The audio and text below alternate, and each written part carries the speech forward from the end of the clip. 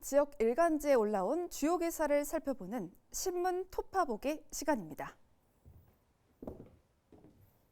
네, 먼저 중도일보부터 살펴봅니다.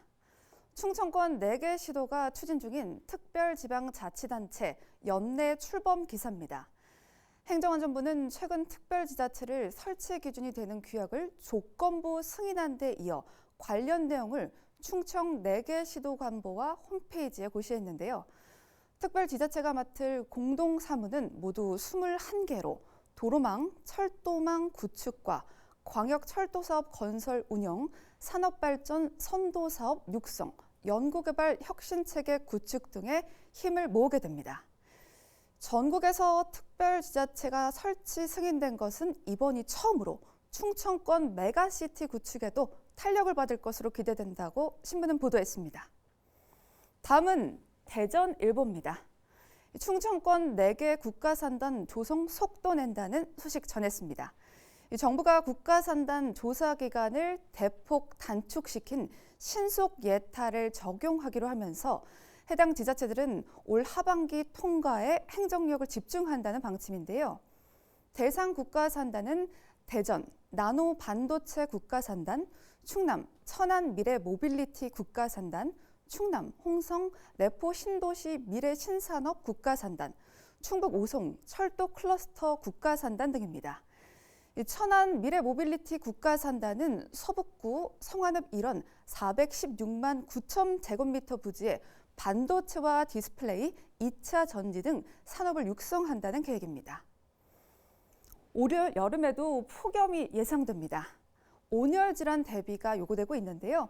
대전일보는 60대에서 90대 고령층을 중심으로 사망자가 크게 증가한다는 추세여서 취약계층 보호 대책이 절실하다는 기사도 실었습니다. 최근 3년 동안 충남도 내 온열 질환 발생 현황을 보면 환자가 423명 발생해 이 중 11명이 사망한 것으로 나타났는데요. 건강한 여름나기를 위해선 무더운 시간대에 외출, 야외 활동을 자제하고 충분한 휴식과 물 자주 마시기 등을 해야 합니다. 다음은 충청투데이 보시겠습니다. 대전 충남 지역 소년 범죄가 최근 5년 사이 56.3% 늘었다고 보도했는데요. 충남의 경우 소년 검거 건수는 2019년 2,723명에서 2020년 2,640명, 2021년 2,432명으로 연이어 줄었다가 2022년 3,174명까지 대폭 늘었습니다.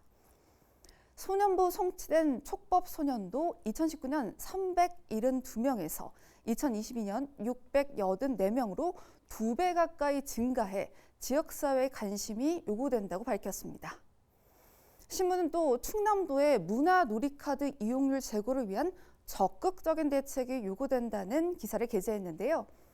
통합문화이용권은 기초생활수급자와 차상위 계층 등 만 6세 이상 대상자에게 1인당 연간 13만 원이 적립된 문화누리카드를 발급해주는 제도입니다. 그러나 가맹점 부족으로 사용이 쉽지 않은 데다 신규 가입 대상자에 대한 홍보 부족으로 매년 10% 넘는 지원금이 사용되지 못하고 있다고 지적했습니다. 지난해 경우 사용률은 86.3%에 그쳐 결국 13.7%의 지원금이 사용되지 못하고 반납된 상황이라고 했습니다. 지금까지 지역신문 살펴봤습니다.